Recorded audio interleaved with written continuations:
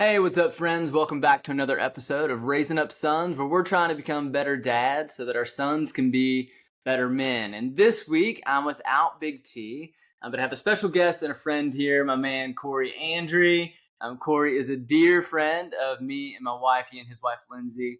We work together at Redemption Christian Church in good old Jasper, Indiana, so shout out Redemption. And Corey is a campus pastor. And before I tell your whole story, Corey, why don't you go on? Just introduce yourself, man. Tell us about your family, your ministry, and whatever else you want to. Yeah. A slight disappointment to Big T, I think. I am, dad of four, all boys, 9, 7, 5, and 3, which we're in that easy period right now where I can just count them down. They're the odd numbers going down from 9. The next birthday will screw that up. Been married to my wife, Lindsay, for... I think like 17 years now, or we're about to hit 17. I don't know. I have to look that up in December, which number we're hitting. 17 of the best years of your life. Yeah, that's right. Lindsay's definitely the better half. Absolutely. She is absolutely. The best. Been working at Redemption for 11 years now. I took on campus minister of a new campus about 5 years ago. We launched finally 3 years ago, and so that's what we do. We live in Tell City, Indiana, and lead a campus of faithful followers of Jesus there. So that's right, man. Yeah. That's awesome. And so you're in the odd years. So you've got 4 boys, 9, 7, 5, and 3. Yeah, man. Wow. So we spend a lot of time with the Andrys. Their boys, especially the older ones, are sort of the role models for my crew. Look up to them a lot, and they are. That's the blind leading the blind right there. Sometimes it is. It is chaos. So we go to, any restaurant. We're here in a few weeks. We're going on fall break together, our families, and it is just going to be craziness because it's just 6 boys, and it's wrestling and screaming and sword fighting and everything that you would imagine that it's going to be. And so we just hope to bring them all home. Yeah, if they all make it back, it's a success. Yeah. But in all seriousness, I do love. We've just enjoyed so much of just doing life with your family and learning so much about parenthood and just how to be a dad from you guys. And so, ride. It's a wild ride, and you guys embrace it so well. But tell me some of the stuff you and your boys do together because you're always into something. Yeah. I just I grew up in a way just kind of just as many kind of hobbies as one could have in a lot of ways. My dad was a huge outdoorsman, so hunting, fishing, loving every day. Yes, that's practically our slogan. We sing that song like it's an anthem. We do a lot of hunting and fishing, a lot of bass fishing, a lot of deer and turkey hunting, some dove hunting. We get into a couple times a year, and play a lot of golf. Just got done with Dad's golf camp. Yeah, we're actually still in it. It's not over. All right. There's still, my second born Finn. He's behind in the points right now. So we've kept a points total for the whole Dad's golf camp season, which goes 8 weeks, and he's very focused on how much time he has left to catch up in the points. So if you don't know, I'm going to have Corey explain just a little bit. And actually, this would be a good time to tell you. We're at a conference, and so we're recording this in a hotel room. This isn't artwork in my house or anything. This is just at the good old really into those like Ford truck or something. Yeah, in case you were curious or wondering what this setup's about, we're just in a hotel room and take a minute to do this. But back to Dad's golf camp.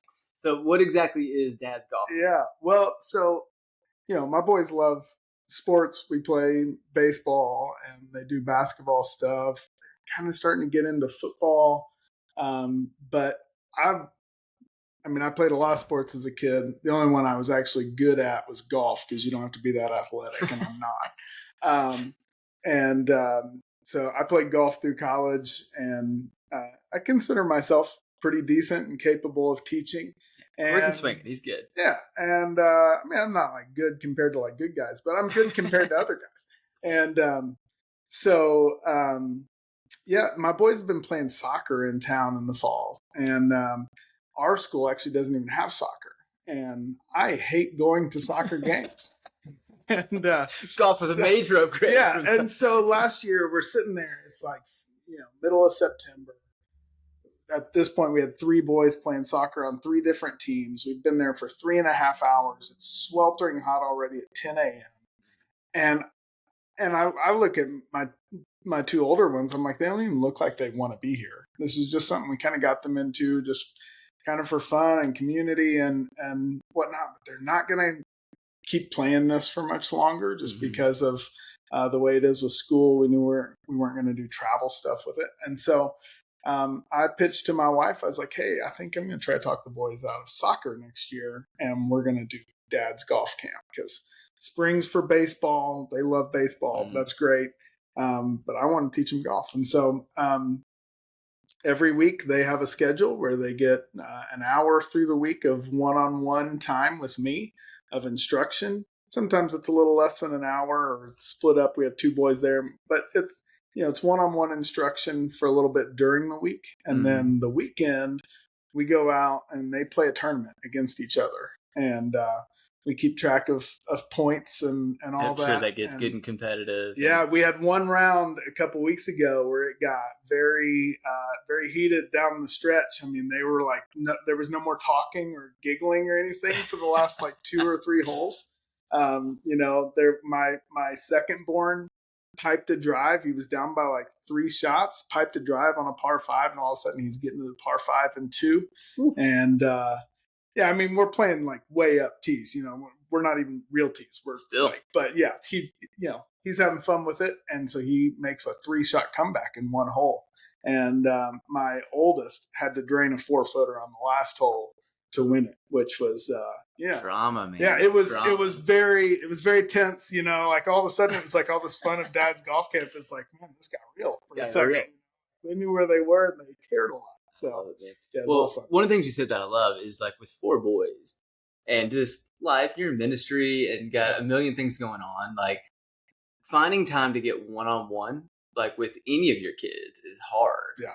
And so how that's just a creative and a cool way to all right, how I'm going to carve out time to do with each of you one-on-one for we're going to do something because boys just do better when you're doing something, right? It's a thing you're doing. Yeah.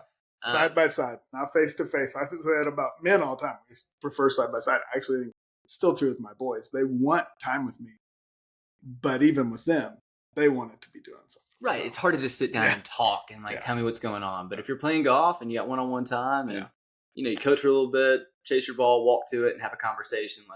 How cool has that been?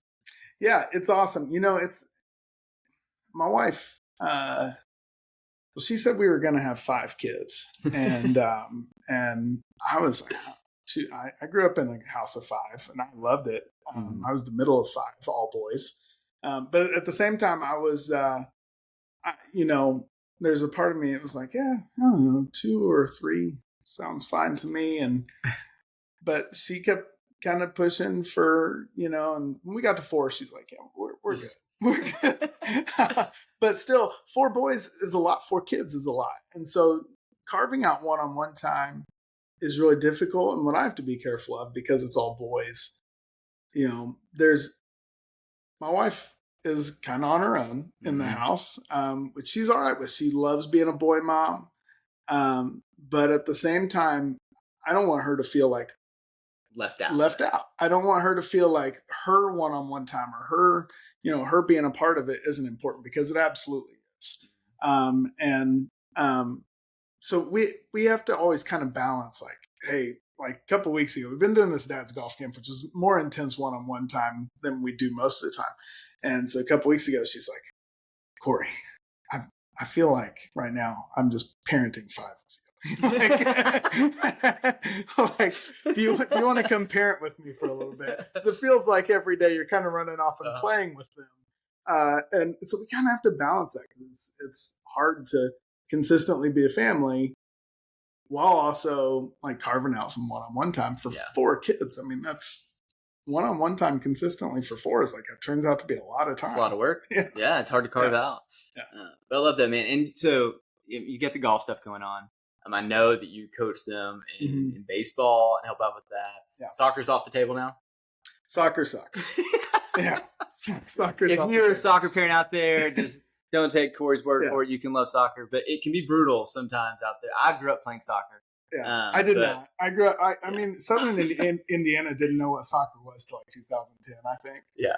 So, But football and baseball and basketball, I mean, all these sports, they're huge Yeah. around here. Yeah. I think baseball especially. Yeah. And so here, my boys aren't quite there yet, but we're trying to navigate those years. And just you read all the stuff and see the statistics. And I just know in our church, like how many, like our families disappear for the baseball season and then travel ball season. And then it's like, it goes on and on and on. And so it's trying to find this balance of like, I want my boys to, do extracurriculars. That sport's great, like whatever it looks like. Yeah. But I don't want it to dominate our entire lives or shut down anything else we can do, or especially pull them away from church and that community there. And so, like, because your boys are good at sports and they love it. Like, so how have you guys been like navigated that? What are you cautious of? Like, do you have those same fears? And talk about that. Yeah, well, I mean, I think, we've talked about the travel thing so much in our house. We haven't done travel yet. We've kind of pushed back on it and said we're not really going to go that direction. I think they would have to get to like junior high before we'd be open to it, which is way later than like the going average, it seems like. My hesitation, I think our hesitation for me and Lindsay is, one, we see these families run around to travel, usually for like the oldest kid or, first kid to get in. Well, 4 kids, 3 of them for a weekend or maybe every weekend for months gets the short end of the stick. And so we don't want that to be the case. Then the other thing is just like filling up all of our budget and filling up all of our schedule with one thing. I think, especially if that one thing is your kids' athletics, it becomes hard. Well, I can't. So I'm going through the. I'm blanking his name, but the intentional father stuff. Oh, John Tyson. Yeah, we talk about John all the time on here. Yeah, I figured like you guys talked about that book. So one of the shifts that he talks about in that book to manhood is going from, I am the whole story to I am part of the story, right? And I think it's really easy for kids who like, hey, the family's schedule and budget and everything else revolves around what I do every weekend from Friday through Sunday afternoon playing a baseball tournament or whatever. And this happens, many weekends a year. Well, it becomes pretty easy to think, I am the whole story. Me. The story is about me. Yeah. And so that's part of kind of our pushback on it. I'll be honest, like it's a multifaceted thing where it's just like, we just don't want to put all our eggs in that basket. Right. From budget to time and everything else. And my second born son, Finn, he's as competitive as they come. If we're at home and it's not raining, or sometimes even if it is, there's a really good chance you're going to find him out back, hitting a baseball or doing something with a shooting baseball. A basketball or shooting basketball. Yeah. I mean, the kid loves playing sports, really loves baseball, and he's pretty good for a 7-year-old, But we've kind of had this conversation with him this past spring where the idea of travel was coming up with his buddies and whatnot. We said, all right, bud, well, if you wanted to do travel, well, here's what you're giving up. You're going to miss church like all the time. And he loves being at church, which is something I love because that's maybe hard to sustain. We're going to figure it out over the next coming years. He loves going right now. So you're going to miss church a lot. You're probably like this Disney trip. We did a trip to Disney, which I was told was a once in the parenting lifetime trip. I'm not sure that it gets to be now, but that's the pitch. Yeah. The reality is it's like every year, every other year. Right. As soon as we were leaving, she's like, I think we weren't going back. Disney and our wives are working together. Yes. Yeah, it's a problem. But like they're like, Finn, if we do travel, we don't have the budget to do Disney, and we probably don't have the time to do Disney. We do deer camp every year. Like you might miss deer camp, turkey season. We love to turkey hunt. Like golf. You like to go play golf with me on the weekends, even during baseball season. Like there's a Like, sacrifice we're associated throwing all with this what you stuff want to do. out because you become so solely focused on this one thing. You're like 7 years old. Like, yeah, I'm a huge Reds fan. Reds fan. I want those guys to be solely focused on baseball. I don't think my kids are there. So Yeah. Well, I yeah. love that though, because I mean, it's such a valuable lesson to start learning now about like having rightly ordered desires. Yeah. Of like baseball is a good thing. Like you can bond over that. Like I love sports, rooting for them, and the Reds are this close to making the playoffs this year. Like, I mean, I won't get you off on that. We play in 3 hours, and my heart's already like, you said that. As soon as you said that, like those like butterflies came up my stomach. Like I'm nervous as that. Right. Well, and so that's the thing is like that can so easily become more important to me. Like whether it's the baseball team or for me it's like Kentucky basketball or football and things that don't matter too much to me. Mm-hmm. And so teaching your kids in an early stage of like, listen, it's good to love this, but like not as much as you love church and not as much as you love our family for sure, not as much as you love like this community and just other things you get to do and your opportunities. Like put this in its proper place. Yeah. And I think that's one of the more valuable things that kids can learn, like from the start when it comes to these things. Well, sports build and reveal character. So I was going to say, I asked about like the things you were worried about or like how you put like what you're cautious of when it comes to sports. What's the value in it? Like, what are the good things they're getting at? Because there is a lot of good that comes from it, for sure. Absolutely.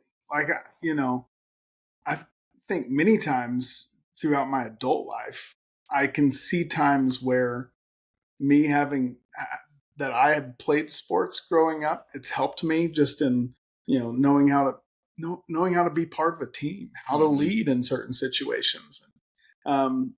The character that it takes to keep pushing through something that's difficult. I think those things are great. But as it builds character, you got to be careful what kind of character it's building, because there's certainly times where sports kind of builds a different kind of character. It builds an egomaniac character, or it builds a character that's so self-centric, especially if like your whole life revolves around you accomplishing this one thing. If your whole life revolves around you accomplishing something, then guess what? It never takes into consideration anyone else, right? And so and it's that false identity of like whether you succeed or fail at this, like if everything's riding on your success in this sport, how unhealthy that is. Yeah, especially whenever I mean, we had a kid in our church about a year and a half ago, great runner, basically could go anywhere he wanted college wise in the area, from some of the best D1 schools anywhere else to run cross country and track, but came up with a heart condition and had to have open heart surgery and basically couldn't run for a good long period. And even though he came back to running his senior year of high school, he's not the same. And he'd tell you like, yeah, I still love running. It's a little different. And he went through this, we've talked about it some. He went through this like kind of identity thing where it's like, okay, I've got to like reform a little bit who I am. But I think in the end, now he's a freshman in college. I think he'd tell you, there was some good in that.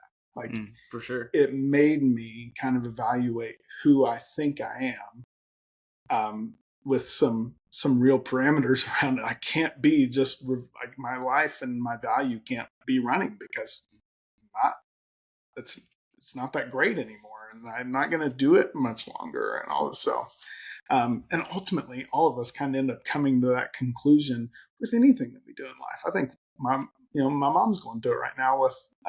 She just retired from teaching. She's taught for such a long time, and now she's having to relearn some identity stuff that she's retired from teaching. Not that my mom is like this immature, built her whole identity around it, but still there's some identity stuff when you something comes to an end. Yeah, no doubt. So. Well, cool, man. I want to kind of finish up by just asking, like, as a dad and as a pastor, and like obviously faith is super important to you. When it comes to your boys, like, what are the things like you hope for them, your goals, like what do you pray for them, like for their future and what they become? My go-to prayer for them all the time is that they would be bold and courageous in faith. and obviously there's a lot of other things that I occasionally pray, or that are my hopes for them, but that is like the core one. That like that their faith would be so just intrinsic to who they are, that they just can't help but be bold and courageous about living it and sharing it. So they hear me pray that over them all the time, and um, I'm praying that for them, even beyond whenever I'm praying with them. I think there are some other things that I just, I look at, especially in the world that we're in, um, that they're not self, that they're not self-centered.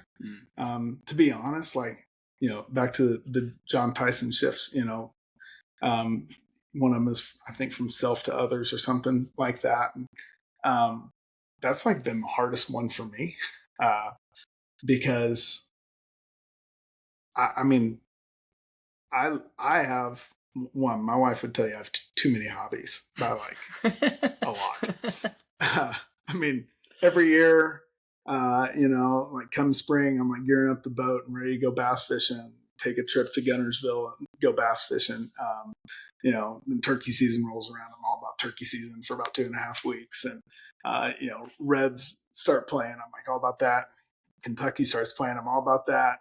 Bow season. I mean, I am hobbied out, and golf goes all year round basically. And it's just like, what I have to pull back for me and realize is that I can't just be about myself, my own pleasure and enjoyment in life. I'm a Enneagram 7. I can lean into a good time. Know how to have fun. I know how to have a good time for sure, but it can become very selfish. And so what I pray for them is, hey, as we do this stuff, and I teach them all these ways that I found to have a good time in life, that their life doesn't become something that revolves around those things, but that truly they take a kind of a servant's attitude, being more about others than self. I pray that it isn't as hard for them as it can be for me sometimes, where I have to like push back my desire for just like the next good time to actually think and serve others. So, yeah. Love that, man. And I know, because, thankfully we got to be there for 2 of them, but I know 2 of your sons have been baptized. Mm-hmm. And to me, that's such a, like, and I know you still are. You still got 2 younger ones underneath. Yeah. But just praying for, like, I want to see my boys take that step someday and know Jesus for themselves and kind of own their faith. And I'm just curious, because we, talk about this a lot, like me and my wife. Like, how do you know, like, we have spiritual conversations, our boys talk about Jesus. How did you know they were, which we're both pastors, so we should have better answers to this, but when it's your own kids, you think about it way more. But how did you know they were ready? Is what I'm getting at. Yeah. Well, yeah, because when it's somebody else's kid, right, you just kind of roll through like a checklist. With your own, it's a little more like you feel it out. And so with Charles, he was 8 years old. He was 7 when he started talking about it. I got baptized when I was 6. So I think some people have looked at them getting baptized at 7 and 8 years old, and they're like, that's pretty early, and I don't all that much disagree with that. But at the same time, like, I'm having these conversations with them, and I'm asking them, you held Charles off for a while. I held Charles off for a while, probably 6 or 8 months of talking about it. Yeah. One thing I want to see is I want them to bring it up at a time when they haven't seen anyone get baptized in a while, which thankfully is kind of hard to do at Redemption because they see a lot of baptisms, but it's at least not somebody they know. And that their best friend just did it, or their whole class went out for the celebration. They haven't seen a kid get baptized for a while or something like that. That they just bring it up. And so, and Charles is a kind of all-star reader, thanks entirely to his mom and his own giftedness from God. Has nothing to do with me. Super smart kid. Yeah, very smart. I think he reads faster than I do at this point. That's not that hard to do. Yeah. It's honestly not. I'm just a redneck from the country in southern Indiana. I don't think I learned to read anything beyond like little kids books till like 8th grade. But anyway, he was reading like a real Bible, and understanding some of this stuff. And as he started to get further into kind of asking me questions that I thought were quality questions, not just, Dad, when can I get baptized? But, Dad, when I get baptized, does this mean like God lives in me? I was like, oh, okay. It's like It's a big question. Yeah, we're having a good conversation now. Dad, do people need to get rebaptized after they sin? It's like, okay, now we're having some good. These are conversations I have with adults. Yeah, exactly. And so Charles started to ask some of those really good questions, and we started to like really talk about it. Our church has, one of those like little packets to go through with kids to talk about some of that stuff. We did that. It was nothing like earth shattering news to him. It was just like kind of reaffirming the like basic pieces of it. But so once he kind of just clearly demonstrated that he could articulate what he was doing, why he was doing it, and his desire to do it without me prompting all of that, I thought, yeah, we're good to go. And then Finn, he sees his brother do it. Sure. And they're like best friends. They're 18 months apart. They're best buddies. They've done a lot of life together, like saying, close in stage that like. Yeah, a lot of times their stage is like just side by side. In fact, sometimes I have to work to make sure that things happen for Charles before they happen for Finn at certain stages. And like, like I got a compound bow for Charles for his birthday.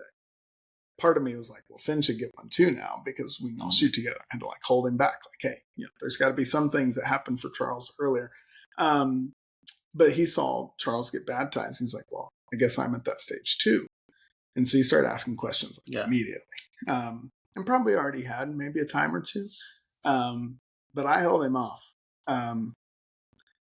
Which is good, like, because that should be a good catalyst for conversation. You shouldn't shut that down, right? Just because he saw his brother do it. Yeah. That's a great example, and he should be inspired by it. But there has to be more to it than just doing it because your brother did it. Yeah, and held him off, not in a way of saying, not yet, buddy, but in a way of saying, yeah, bring that up again to me when we have more time to talk about it. Sometimes, even after talking for 10 or 15 minutes about it, just reiterating, I want you to bring that up to me again, so that we're kind of continuing. I'm seeing how much he's like really thinking about this, and so we held him off for a while, like almost a year, and then he could, in some ways, he's kind of exactly like me.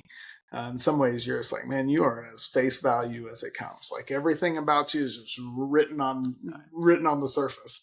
But then sometimes you're just like, what the heck, man? That was like way deeper than I ever like think that you're thinking. Or it's like, sometimes like you'll see him just get his Bible and he's just reading it, and just because he wants to. No good. I say no good reason. It's like there's nothing that prompted that. And so when we started seeing that, and was like, okay, not no good reason, but just like a totally pure reason, like unprompted, just like doing the thing. No, yes, exactly. No prompting.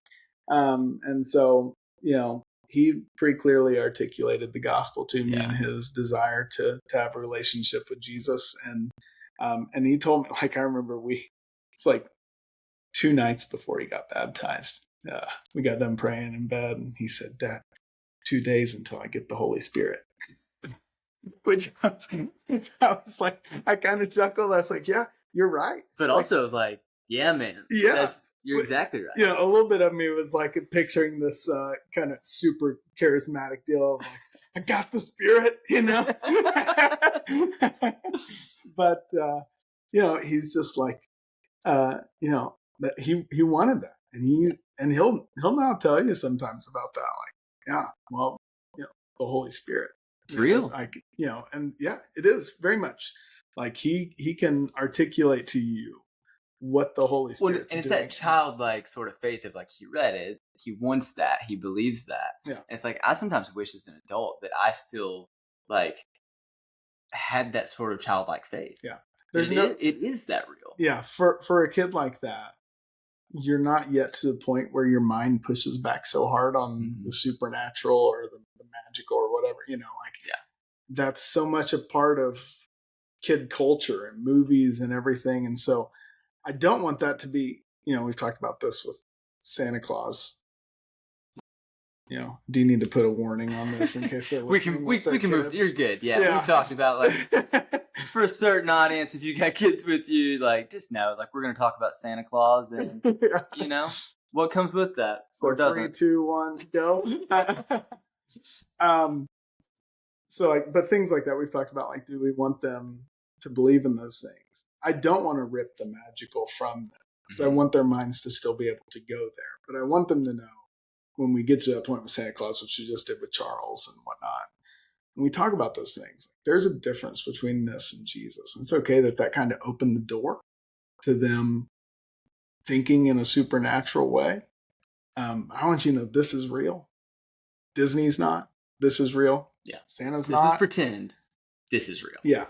And I hope the way that they can eventually come know this is real is because they feel how real it is. Like, absolutely. The Holy Spirit has control of your life. And even we do with our boys sometimes. We'll talk about some things that are pretend or fairy tale and say, these things are not real, but they're pointing to this. This is real. Like these stories are not true, but they're pointing to a true story and kind of try to connect those dots for them because I do love the magic that comes with it. And it stirs something inside of us for a reason. Yeah. But it creates, that's part of the like childlike thing where it's just like, well, the Holy Spirit's going to come live in me.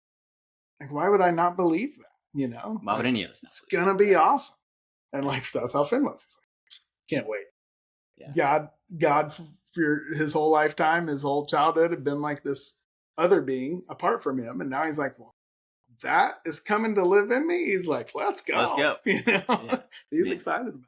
I pray that never fades. Yeah. Hey, man, thanks so much for sitting down. Love you guys. Love your family. Yeah.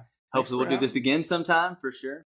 But hey, if you're out there, you're listening, I would love to hear from you. So if you want to drop something in the comments, whether it's about, we covered a lot. So whether it's about, sports and the ways those have been good or challenging for your family, what they're learning from it, about priorities, if you're navigating those steps of like where your kid's at and you've got these goals for them and whether they're hitting some or still looking in the future and how you're walking down that path.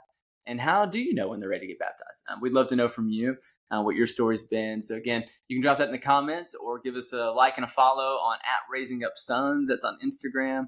But appreciate you guys, and we'll hopefully be with you again next week.